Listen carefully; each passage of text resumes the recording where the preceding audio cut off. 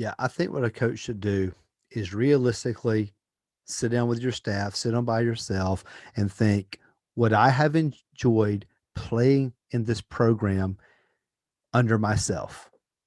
And I think a lot of people honestly be like, I don't know, man. We just do a bunch of drill work all the time. And I really personally, when I was a player, I loved 5-on-5, but I never give my kids 5-on-5. Or, oh my gosh, we're so strict on dress code on game days, and we have to wear a tie all the time. And man, people don't even wear ties to church on Easter anymore. And we're wearing a tie for a basketball game all day. Whatever. I'm not saying those are good or bad things, but I think you answer that question like, would you enjoy playing for yourself?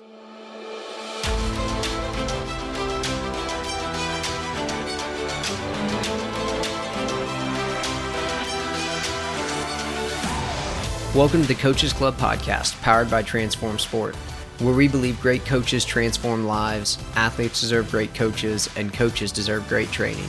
I'm your host, Luke Gromer, and every week we're bringing you conversations with coaches and leaders in sport that will help you grow as an effective teacher and transformational leader so that you and your team can reach your potential. Coaches, I'm excited to welcome Coach Matt Smith to the podcast. Matt is a high school varsity boys basketball coach in Georgia with 17 years of experience at the high school level coaching boys and girls. He's also the founder of United Basketball, which runs United Basketball Clinics, and the United Basketball and Leadership podcast. Today, we talk about leading this generation of athletes, helping athletes handle adversity and develop resiliency, developing leaders on your team, and providing an environment of enjoyment and challenge. Two quick things before the conversation. If you haven't heard yet, I wrote the study guide to the Coach's Guide to Teaching with Doug Lamov, and I'm hosting free virtual book clubs on the book. The book clubs are 4 weeks long and study one chapter from the book. I'll be leading the book clubs, and Doug will be making a guest appearance for a Q&A and film session. It's a great chance to connect with and learn from other like-minded coaches that want to grow too. Both book clubs that I'm currently running are full, but I'll be opening registration for the next round of book clubs soon. In the meantime, to download the free study guide and join the waitlist for upcoming book clubs so that you can be the first to register, go to cgtbookclubs.com or just click the link in the show details. And as always, if you'd like to get a free PDF of the notes from this episode, go to coachesclubpod.com or just click the link in the show details to get a free PDF of notes from this episode. Now to my conversation with Coach Matt Smith. Enjoy the episode. Coach Smith, super appreciate you joining me today and would love to start here with this question.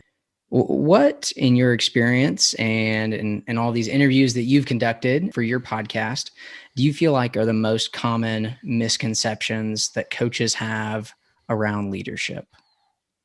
Yeah, first of all, thanks for having me on the show. It's nice to be on the other side of the microphone as I, do a lot of podcast recording weekly. It's nice to be interviewed every once in a while. I appreciate that. But misconceptions about leadership. And I think I was having a conversation with a coworker this week about this, or someone in the coaching industry, is just because you earn the title or someone gives you the title with a leader in its name doesn't make you a leader. Someone makes you an administrator, a principal, an athletic director, a head basketball coach. That doesn't mean you're qualified to be a leader, if that makes sense. Some of the best leaders in my school, some of the best leaders I know, do not have a title of leadership, if that makes sense. And so I think that one thing, if someone gets a head basketball job, that doesn't mean that people are going to follow you because the head is in front of the name basketball coach and they're going to see you as a leader they want to follow. Yeah, absolutely. And that's something that has come up in other interviews I've done as well. It's like, we've just got to drop this misconception that a title equates with leadership. It just doesn't. It's kind just like go ahead. No, you go for it. It's just like on a team, you may name a player a captain. A coach may name a player a captain because they're an elite player. Coaches do that all the time. I've known, and I've been guilty of it, to name someone a captain, but they had poor leadership skills. Sometimes people do it because they want to give the person a chance to grow as a leader, but other times the guy sitting on the end of the bench, the girl sitting on the end of the bench that doesn't get a lot of playing time, may be a better leader and more respected by their peers, but yet no coach would put them in that position. And that shows a lack of foresight on a coach's side. Yeah, absolutely. One of my favorite podcast episodes that you put out was with Dr. Tim Elmore about leading this generation of athletes. So I would just love to hear you talk about what coaches need to be considering as we're leading the current generation of athletes. Yeah, that's a good one. I mean, I think Coach Elmore is the most knowledgeable guest I've had on the show when it comes to just dealing with this generation. And this generation is Generation Z. I go back and listen to his podcast every once in a while just to kind of, keep things fresh on my mind. But this generation, I think that what you've got to realize, and coaches have to realize, is you must be relational 100%. Know the X's and O's, know what's going on. But if you're not relational, it's not going to go as well as it could. 20, 30 years ago, people could play for a coach. The coach never had a conversation with them about anything other than basketball or football or baseball or whatever. They walked in, it's my way or the highway. Yes, sir, no, sir. And I'm not saying those are a bad thing, but like they never had any type of just conversation. How was prom? How things with your family? You got a summer job? Whatever. Hey, how's your little sister, man? I saw she made the cheerleading team. How's that going? Just common conversation with kids. You can laugh at practice. You can smile at practice. You can kind of be loose at times. But if you're not relational, kids will play hard because they love the sport and they love their teammates, but you're not going to get that connection that you desire with them to impact them for life, possibly. Um, and I think that a lot of kids today, you got to understand, um, coaches have to understand that most of our kids' communication is through their phone or their device. So a kid may come to you and they don't even know how to have a conversation. So they may not understand about eye contact, body language, voice inflection, things like that. So we have to teach kids, this generation, we have to teach them how to communicate, how to do the little things. I see kids all the time. Kids, I would say, man, they're a good kid, good parents. They don't make eye contact when they talk for whatever reason. Stare at the floor, stare around the room, because maybe they don't feel comfortable. But because again, a lot of my communication comes through my device. But I have a lot of face-to-face conversations with family, with coworkers, with people. And if you're coaching middle school or you're ninth grade, 10th grade, they don't have a lot of conversations. A lot of the kids today, they go home, they go to their bedroom, they stay separate from their parents for hours. They don't eat dinner together, so they miss a lot of the just common ways that I learned to communicate as a kid.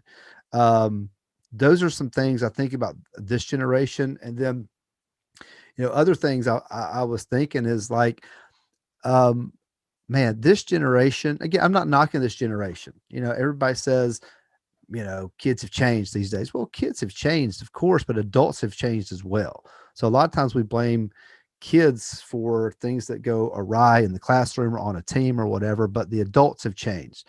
So a lot of these kids have never had to face any type of adversity. For example, they get an F on a project, mom calls the teacher. They get detention. Dad calls the teacher. Dad calls the principal. Hey, why is my son?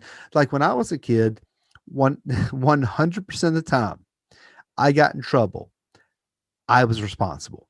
My parents put the responsibility on me. So now a lot of these kids have never had to like fight mentally or emotionally for many things. Their parents always jump in and save them.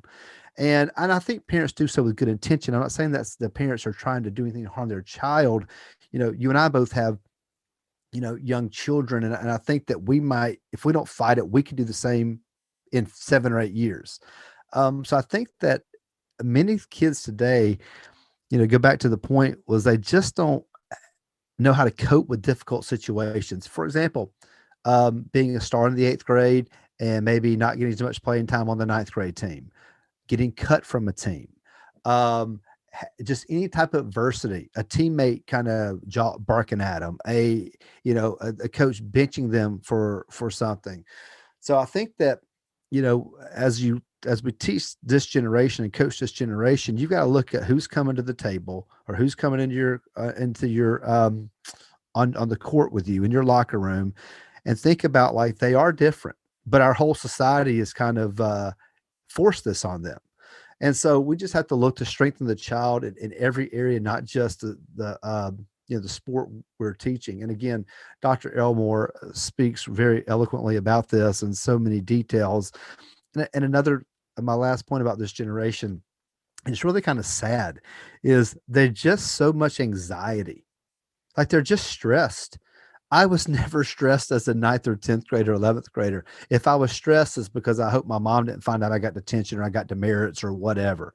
But like this generation, I think social media is to blame a lot of it. I'm really against teenagers and young teenagers, especially having social media. But I think they come into, you know, our locker room. We put them on the team, baseball team, football team, whatever it may be, cheerleading squad, and they're anxious. Many kids are depressed, and you got to come take all that into example when you have a kid these days. You have no clue what's going on in that little phone in their hand. That's unfortunately is influencing their emotions a great deal.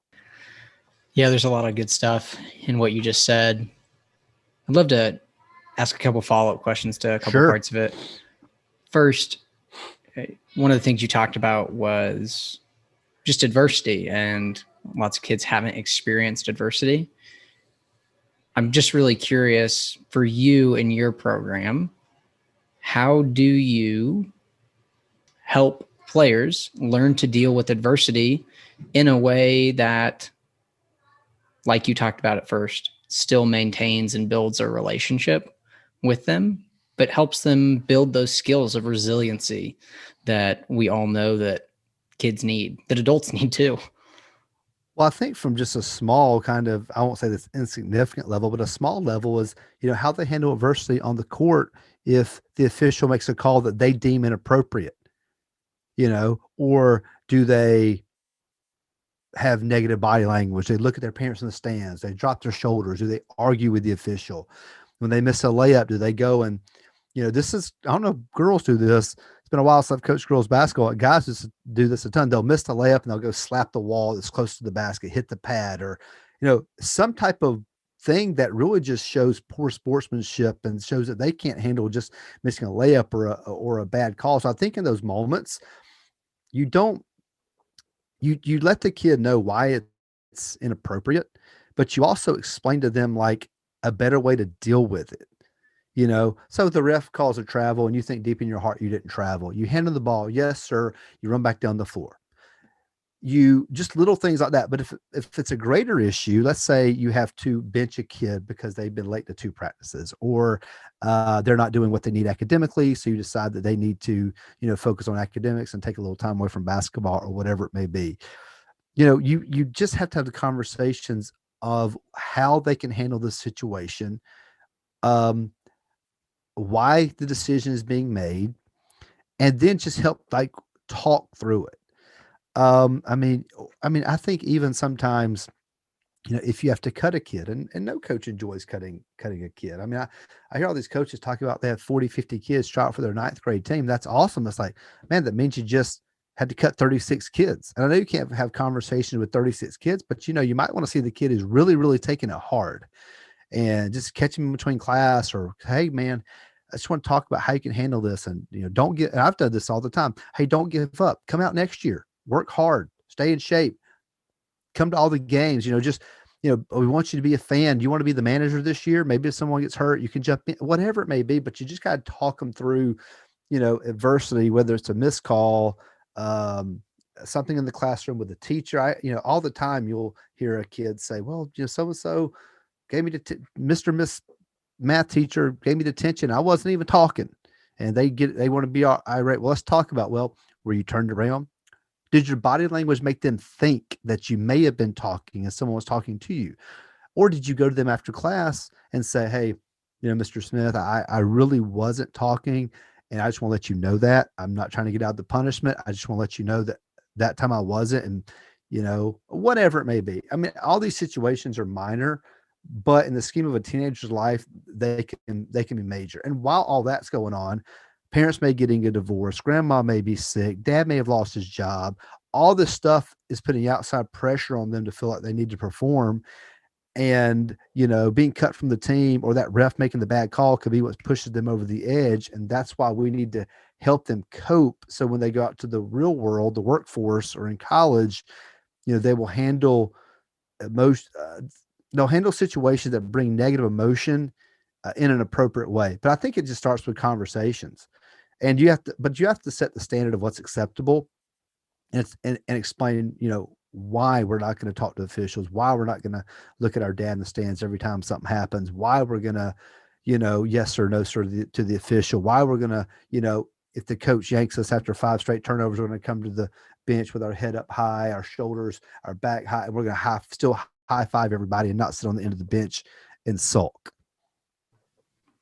Yeah. Yeah, absolutely. That's really good stuff. To kind of pull on that thread a little bit more and to circle back to what you talked about with anxiety and how anxious so many kids are in this generation. And it's true. It's absolutely true. And I would agree. I think social media is a driver of that for sure. And I think that in my experience, that one of the best antidotes to that is creating a team and environment where kids feel really connected to each other. Will you talk to me about your thoughts on that, and maybe how do you create a team that's connected to each other? Well, some years I've done a poor job of this. And some years it's easy because the kids just gel and they've been playing together since they were in 6th grade. So, I think you have to provide an environment where kids feel safe to make mistakes. They feel safe to be themselves. They feel a safe environment, where every mistake isn't being laughed at or mocked or yelled at. And you need to do, fun things as a team. And this is an area that I got to do much better in. Whether it's you do a retreat, you have a movie night, you there's a variety of things you can do, but you just have to work hard to build an environment where kids feel safe and they feel like being a part of this team is better for them than not being a part of the team. If that makes sense. Yeah, absolutely. Yeah, it's huge. Kids have to feel safe. They have to feel like they can make mistakes here and they'll still belong, and they can show up Yeah. and bring whoever they are to the table, and they're not going to be rejected for being themselves. So, Yeah. yeah, I would absolutely agree with that. And I think one thing that my mind is thinking of as you were talking about that, and it connects to one thing you were talking about earlier with helping players understand how to respond to adversity and mistakes. This happens in a game, and this is why we don't respond this way. I think that one of the things that often makes it difficult for the messages that we want to send as coaches to really land and take root is that our behaviors aren't aligned with our messages. And Absolutely. we tell our kids, hey, you've got to focus on the next play after a mistake. But then we spend however long focused on something that happened previously, or we call a timeout or it's halftime. And the only thing we do is talk about what just happened in the Mhm. previous 3, 5, 10 minutes. And we don't focus on what's Yeah. next, or we lose it on a call, on a ref. And Yeah. essentially, like, we're just not modeling the behaviors that we want them to exhibit. And I think deep down, we really do want them to, develop those qualities. So you just talk about the importance of modeling those behaviors, and maybe how coaches can do a better job modeling those, maybe become more aware or just align our behaviors to what we want them to be. Yeah. Well, I think first of all, whatever the culture is for your team, and every coach has acronyms or an acrostic or pillars or whatever they call them. And I think you must make sure those fit your team and your culture and you really believe in them. So, for example, if one of your standards of your program is enthusiasm, and every day the coach come to practice the least enthusiastic person in the world, then you need to take enthusiasm off your board. You know, if your one of your pillars is empathy and you're the least sympathetic person out there, then you take it off. So part of it is don't have standards in the culture that you're just not going to follow yourself. And because we as coaches are flawed, we're not perfect. And sometimes we see what Virginia has or Duke or some winning program in our state, and we just pull words and pull things that, hey, let's make this our culture. But it doesn't work that way. So I think for one thing, figure out what you want your team to look like on the floor, what you want them to look like walking the halls, what you want them to look like as they're warming up and all that. And then are you modeling those things? So for example, self-control. Um, you know, you can't be the guy losing his mind on every travel or every 3 seconds or whatever it may be. And you're talking to your kids about self-control. So yeah, leading by example is huge, whether it's the language you use, your body language, you know, can't talk about being on time and coach is just walking on the floor 3 minutes late. Even if you're doing something legitimate, the kids need to see, hey, you're out there first, you're last one to leave and things like that. So I think a lot of it is just, you've got to be authentic to yourself. And then you need to think about, what do I want the culture of my team to look like? Because really all culture is behaviors that are accepted. That's really, I think, what you boils down to. What is accepted? Whether it's on time, whether it's enthusiasm, whether it's, everybody has their pillars. So, and then I think as you lead by example, you tell kids how to meet this standard, because we think of kids understand every term we say to them, like, oh, every kid knows what respect is. Well, they may not. They may play on an AAU team where one thing is accepted. Their dad may have been their coach 5 years ago, and one thing was like, so talk about, how do we respect the officials, the opponent, your teammates, your coaches? How do you respect these? And then break down scenarios and break down what it you think it means to the team, and then have, kids give feedback. And they just kind of have an open dialogue if you're going to have these cultural pillars or standards. Because if you're not all on the same page about what a word means, then you need to change the word or get rid of it. Yeah, absolutely. I think far too often as coaches, we blame players for not meeting a standard, and we haven't actually defined the standard, and we haven't Right. contextualized it. Like you said, we haven't said, this is what this standard looks like here. And even more powerful than that, I found is asking the players, what does the standard look like here? And letting them Yeah, come up with the answers. Okay, this is what you said it looks like here. And now I'm just going to remind you of it, hold you accountable to absolutely. it, and I'll celebrate you when you live up to and you meet the standard in these different contexts. And kids so often, when you give them a voice, they end up generating the answers that you would have just given them in the first place. And so Yeah. I think that's so important. One of my favorite phrases that I've started to use more often, and stolen it, I think, from Daniel Coyle's work and the Culture Code, and some other coaches I've heard use it, but just using the phrase more often, this is how we do things here, right? That's what you were talking about with culture. It's just really being explicit. Like, this is how we Yeah. do it. Like when we sub a teammate out of the game, this is how we do it. Yeah. When we go get water in practice, this is how we do it. And like you said, they probably have done it a different way in other Yeah. contexts with other teams, but you've got to be really clear on how we do things here.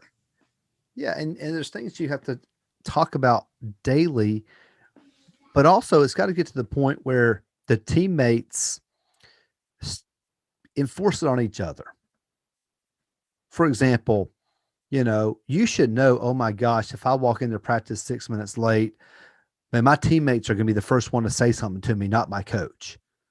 If I miss school, miss first block on a game day, my teammates see me walking up the sidewalk, they're one blowing up my phone. Hey man, where you at? It's got to be, then it's got to filter down to the team. It can't be the coach. That's not a culture. If the coach is on top of everything and has to be, the bad cop all the time, or the good cop and be the encourager, it should come. And it takes a while to get here. This isn't a week or day. It could take years to get your program where you want it to be, depending on, what type of program a guy's inherited. But yes, it is everyone coming together in agreement. And then that's why you get the rare, you know, player that they say, coaches say, well, they don't buy in. Well, I don't think you just kick them off the team. I know this is going on a tangent here, but it's amazing how you talk to people within the community about a kid, and they're like, "Well, coach, why don't you just kick him off?" Well, I invested in this kid many years. Kicking a kid off to me shows I've failed as well. You know, so I didn't reach them. So I think that if that kid that's difficult or doesn't buy in, you do everything you can to work with them. And then if they still don't agree to abide by the standard of the culture or whatever it may be, then you have to have some really, harder conversations. But yeah, I think that it just starts once it trickles down and you see the teammates reinforcing the culture or backing up the culture verbally and things like that with their teammates, you know, I think that's when you've taken it to the next level. Yeah, absolutely. When they own it. Yeah. And like you said, when they start to use the language, Mm-hmm. that's one of the things when I know, okay, it's starting to stick when they start to use the language. Will you talk more about that? How can you create language in your culture, shared language, and then get players to start using it? Well, first of all, I think you have to use language that kids can relate to. So, for example, when I go through and think about a pillar for a culture for maybe a specific team, you know, I'll go type in synonym for respect or synonym for empathy. Like, because no kid, let's say it's empathy. I know coaches who have empathy as one of theirs. Well, not one kid today will ever use the word empathy, ever.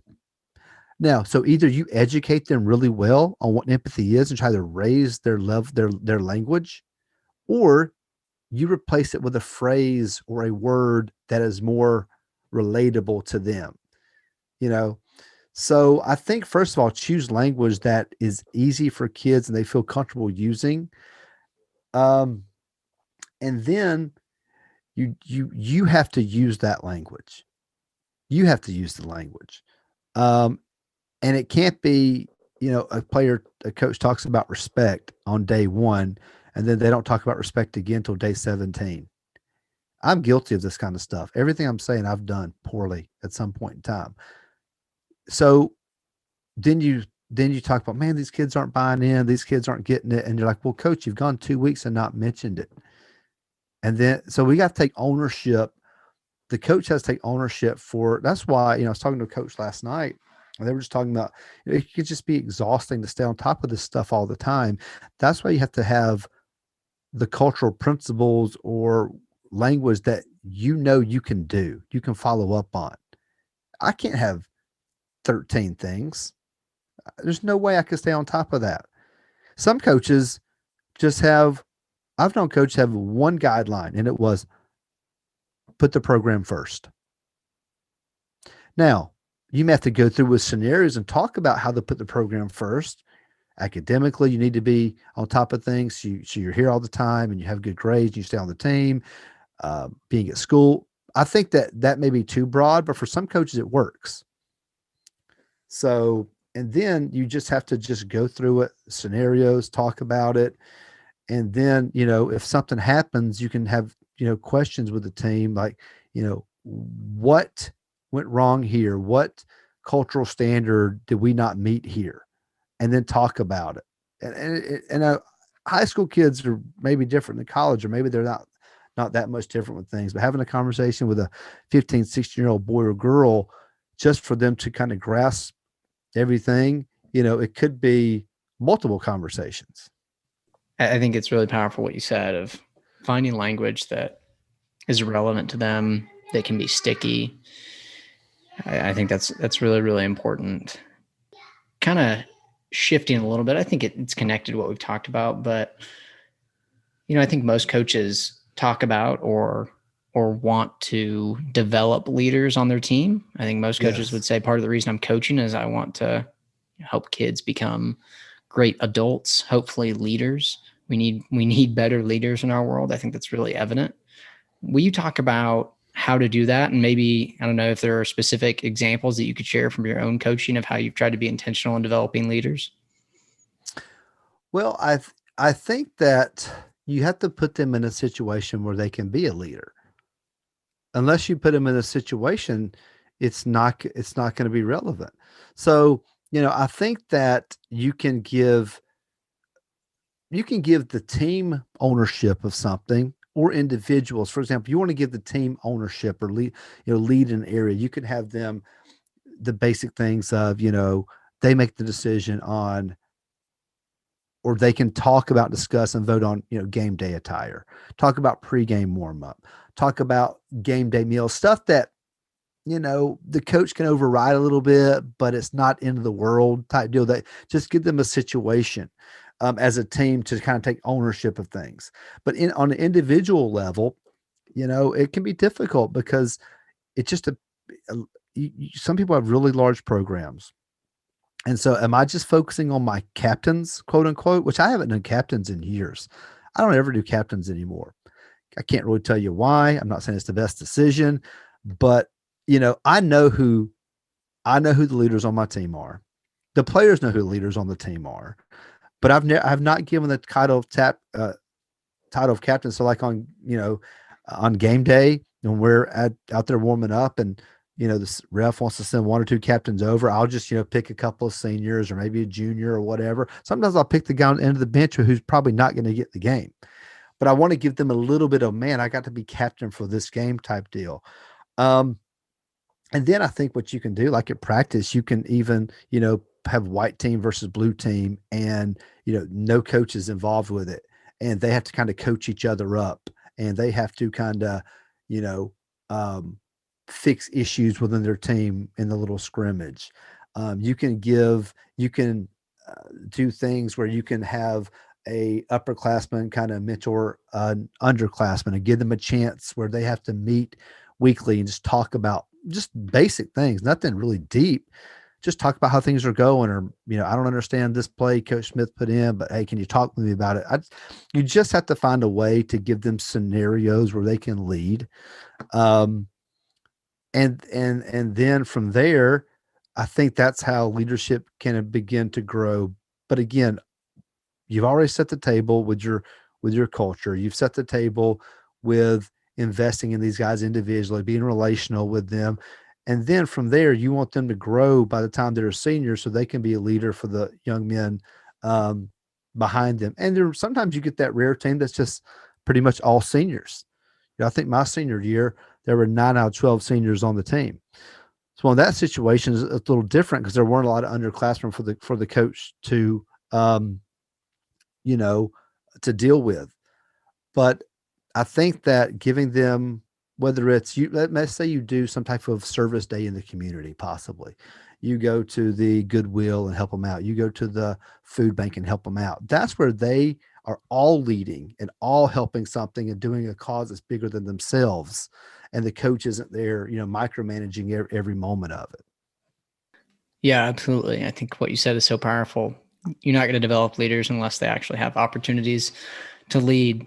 I really liked your example too about doing a game or a scrimmage and literally telling them, hey, you're not going to be coached right now. You're going to have to figure it out on your own. One, I think that'd be very revealing for a lot of teams. Okay, what actually is your culture when you step away? How do they respond? Because I think it show a lot of things. And then two, like you said, okay, now is actually a chance for them to own something. The coach Yeah. is stepping back and it's on you what happens here. So I think that's really powerful to put them in situations like that. I think this is kind of connected to what we just talked about, but maybe shifting a little bit. How do you think coaches can create an environment that athletes both really enjoy and want to be a part of, and it also pushes them to improve and challenges them? Yeah, I think what a coach should do is realistically sit down with your staff, sit on by yourself, and think, would I have enjoyed playing in this program under myself? And I think a lot of people honestly be like, I don't know, man. We just do a bunch of drill work all the time. And I really personally, when I was a player, I loved 5-on-5, but I never give my kids 5-on-5. Or, oh my gosh, we're so strict. on dress code on game days, and we have to wear a tie all the time. And man, people don't even wear ties to church on Easter anymore. And we're wearing a tie for a basketball game all day. Whatever. I'm not saying those are good or bad things, but I think you answer that question like, would you enjoy playing for yourself? Because there's been sometimes I could be like, oh my gosh, I'm such a jerk. I can be so hard on these kids, or man, that was kind of a boring practice for me as a coach. How would it have been for a 16-year-old kid? And I'm not saying that the overall goal is fun, but if you're not enjoying it, then you're not really gonna be bought in. So, I think, for example, the environment of being on a basketball team or football team or baseball team or whatever the team may be for the coaches listening, practices, you know, should be challenging. They should be difficult. They might be mentally draining, physically draining, but at the end of it, when you walk off the floor an hour and 45 minutes later, it's rewarding that you accomplished it. And the fun is, in my mind, part of it is getting to spend time with your teammates and your friends. The fun is getting better to potentially win. And practice should have some things in there that kids love. Like, again, if you go to a basketball practice and you never shoot, and I know coaches who do this. I've been on staffs where this was this case. We might get 20 shots up in a practice. Well, shooting's fun. Kids need to get shots up. I've got some really, really competitive drills. I think the drills are hard physically, but the kids love it because it's hard and it's fun. And my kids like to compete. They just like to compete. So, and then also think about, like, what is the end game here? What is the end game? The for the coach and the play for the coach, like, what do I want my career to look like? How do I want this team to impact the school, the program? Like, you just get a little deeper into it. But again, it's like a class. I know people that go to a certain class and it's a difficult subject, but somehow the teacher makes it enjoyable. Yes, it's hard. Yes, there's a lot of writing and reading, but they just make it fun. And I'm not saying every practice is fun like a kid's birthday party, but you shouldn't like, oh my gosh, I've got to go to basketball practice today. What are we going to do? 90 minutes of drills, zigzag, shoot 100 free throw. Like, no, man, do. And then I did a survey this year, a Google survey, anonymous, for my seniors, so they feel free to write responses. And like, what would you like? How well did you enjoy playing for this team, 1 through 10? And what would you like to see more of at practice? And most of it was stuff that I'm like, yeah, that's reasonable. We don't do a lot. I need to do more 5-on-5. We need to maybe do a little more shooting. One kid said, give them more water breaks, which I'm not the best water break guy. So I'm like, if not, so I'll take this stuff into my bank or my vault. And as I analyzing next year, I want the kids to have the best experience possible. Now, again, when a kid gives full effort and fully committed, then they're going to have a lot more fun because they're going to see gains of being a better basketball player. Yeah, that's really good. A couple things to add on to that. One, I recently had a chance to interview Sefu Bernard. I'm not sure if you're familiar with him. He's a really sharp guy and just a really fun conversation with him. But he just talked about the importance of defining fun with your athletes and just differentiating for them between, he called it deep fun and shallow fun, right? Yeah. Shallow fun, like you and your friends have outside of practice, but deep fun is that focus and learning and improvement and really that flow state that we can get into as coaches and as players. Cause like you said, there's times when you end up practice as a coach, like, man, that practice wasn't even fun for me. They must've just been miserable. Right. And then to, echo what you said, it's so powerful to ask yourself those questions. Would I enjoy playing for myself? Because like you said, I think often if we ask that question, the answer might be no. And if that's the answer, we probably need to change some things. And like you said as well, kids come to practice, they come to the sport to play the sport. If your practice is just 90 minutes of drills, it's just not going to be fun. And And I don't think your team's going to be any good because Yeah. you're not actually playing the game. You're probably just going to get destroyed. But more importantly, your kids won't enjoy it and they probably won't be really improving. And so I think that all of those things they're so important, and it takes a level of self-awareness and a big level of humility. Like you said, you send out a Google form to these players just asking for feedback. If we're not willing to get feedback as coaches, like find a different profession, Yeah. because when you stop trying to get better, you're done, man. And it's got, if you're really about the kids, you want to get better for their sake. Absolutely. Well, that was the last question I had, but I have some rapid fire questions for you Sure. before we finish up. Here's the first one. Describe the best coach you played for in 3 words. Yeah, two coaches that come to mind, but they were passionate, they were very, very detailed, and they were relational. Mm. Those are good words. Yeah. 3 really good words. Here's the next one. The most fun part of coaching is For me right now, the most fun of coaching is when you see the players' hard work and dedication pay off. Whether it's in the weight room, whether they've been working on shooting for 2 years, and it finally happens, and they not master, but they become a good shooter. They become stronger. They become more confident. Just seeing the work pay off, because sometimes you don't see it and they don't see it immediately. But yeah, man, when you see a kid who's really working hard, man, and it pays off, that that that's big. I love that. Yeah, that's really good. One of my favorite memories from this past basketball season was in one of our games. We had been working on a certain 2-foot finish around the rim, and one of our players in transition did this finish. And one of the guys on the bench jumped up and said, "Oh, that was what we worked on in practice." Like you said, and that's not Yeah. maybe as big as what you're talking about.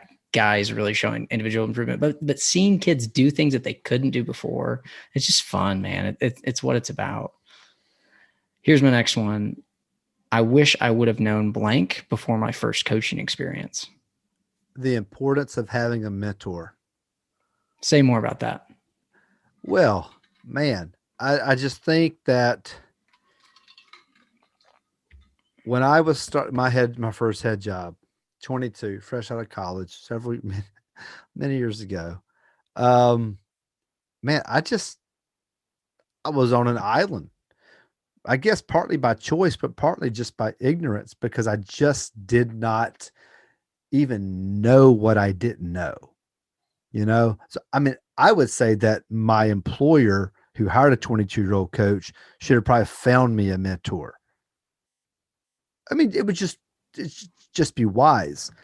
Um, but yeah, I just think that's so important to have someone you can reach out to, or someone who will reach out to you before you reach out to them and just give you advice, give you tips. So you can call them, "Hey, I've got a big parent meeting tomorrow. I've never had a parent meeting. Can you kind of talk me through? Because you probably had 50 of them.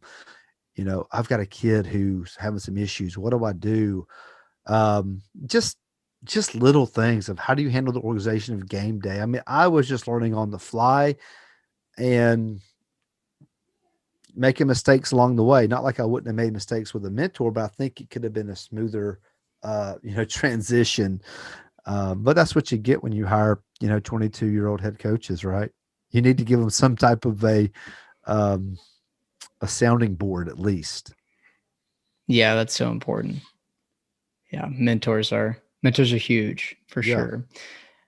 Here's the next one. I know I'm successful as a coach when The team reaches their maximum potential. And, that could be from a win loss perspective, that could be culturally, that could be whatever. But like when you max out, like I had a group this year. Um, we started out struggling, had some issues on the team, some players who started with the team didn't end with the team for a variety of reasons. And I was sitting back in early December. I'm like, oh my gosh, I think that and I always, don't think like this. It's just who I'm like. I think we're going to lose 20 in a row. I think we're going to lose 19, and maybe we would have, and it wouldn't make me be a horrible coach. But this group worked so hard, and I can say this: of the 6 seniors that ended their tenure with the team, I don't think I could have gotten, or they could have given anything else. We got every drop of basketball talent out of them. And that was a lot of fun. They were playing for each other. The energy on the bench was phenomenal. The energy at practices was phenomenal. And I never thought this group would be that way. But I'm telling you, they tapped into something that was special. And I don't think if we'd have played for another 2 or 3 weeks, we could have gotten any better. I think that we peaked at the right time. We were playing as good as basketball as we could have. And not one person in that locker room was I like, oh man, you had potential you didn't reach. I think they all got there, which for me was for me coaching for a while. That's really, really, really rare. And we weren't some phenomenal team. We were 500. We were 13-13. But I'm telling you, you would have never asked me on December 7th. I'm like, we won't win 4 games. We won't win 3 games. We won't. We just won't. But these kids worked hard, and it was the most rewarding season I've ever had in my life. And I may never have another one this rewarding. I don't know. And we had a 500 record. That's such good perspective that was the most rewarding season you've experienced. Yeah. I love that. And I think every coach would be well served to reframe success in that light, and to stop attaching our definition of success to a win-loss record, because there's just so many issues that come along with that in your coaching, your identity, everything that's attached to that. Absolutely. Here's my last rapid fire question. I don't know how rapid fire this is, but here's my last question. Yeah, I'm not a good rapid fire guy. Sorry. You're good. No, it was more so the question, not your responses. Yeah. What do you think are the top 3 things that every coach across every level, every sport, they need to be educated on these things? Okay. The dangers of social media, how to best deal with difficult issues with parents, and how to be a great fundraiser. To me, that's it. Those are my 3. Yeah, I like it. Those are good. Those are really good. And like you said, they're part of most coaches' jobs. Obviously, maybe if you're coaching a youth team, you're not necessarily fundraising, but for coaches, interscholastically, high school, it's a part of the gig. So it is. And this is what drives me nuts is people like, well, that's not my personality. Who cares? Like, if we just did what was our personality, we wouldn't get anything really accomplished. Like, that's a part of being disciplined. Like, we ask our players to do things they don't feel comfortable doing. I'm a good fundraiser. I'm a really good fundraiser. But I don't love it. I don't love writing the letters. I don't love the work behind it. I don't love counting every penny, but it's necessary, at least at my job. Maybe some coaches are listening. They've got like $50,000 in the bank and they get it from the board. I get nothing from an outside source. I never have at any job I've had. So I take the fundraising part extremely, extremely serious. And it drives me nuts when I work with people who don't do anything to help their program. I really think it's just poor leadership. Yeah. And I mean, to connect back to what we said earlier, if we ask our players to do uncomfortable things and grow, we've got to be modeling it too. I think, it's like, we can't expect that if we're not doing that ourselves. Well, Coach Smith, this has been awesome. Before we hop off, tell the listeners how they can connect with you, and see what you put out, your content and your podcast. Yeah, the best way to connect with me is on Twitter. It's Coach M.W. Smith, Coach M.W. Smith. That's my personal Twitter. And I have also one for United Basketball Clinics. It's United_Clinics. And really my goal for what I do is to offer great content for coaches for free or for a very affordable price. Like, for example, the podcast is obviously free, but our coaching clinics, they're great. And you won't find a more affordable clinic. We've got 2 coming up May 1st in Northwest Georgia at my high school, Gordon Lee High School. And then our flagship clinic is in Indiana the last weekend of August every year. And it's in the gym where they filmed the movie Hoosiers. And I'm telling you, it's a rock star clinic. It's you can't match it. One year we had like Vance Wahlberg, Mike Neighbors, Greg Campy, all these guys at the same time on the floor. They're really, I take a lot of pride in the clinics because, if I'm asking someone to pay for something, I want to supply the best product possible. And I think that, if the Indiana clinic is, you won't find a better clinic with the quality of speaker and the location. It's as good as they get. I know, and I'm biased, obviously, because I run it, but I'm just telling you, you walk in that gym, if you're a fan of the movie Hoosiers, you shoot on the same goal that Jimmy Chitwood did. You go to the locker room where Gene Hackman walked out of and welcome to the state of Indiana. It's unbelievable. If you're a historian at all of basketball, that's everyone's bucket list to visit the gym. Well, now you can visit the gym and hear, a phenomenal coaching clinic at the same time. That's awesome. Really fun. Well, Coach Smith, thanks a ton for joining me today. I really enjoyed it and appreciate your time. Yeah, thank you.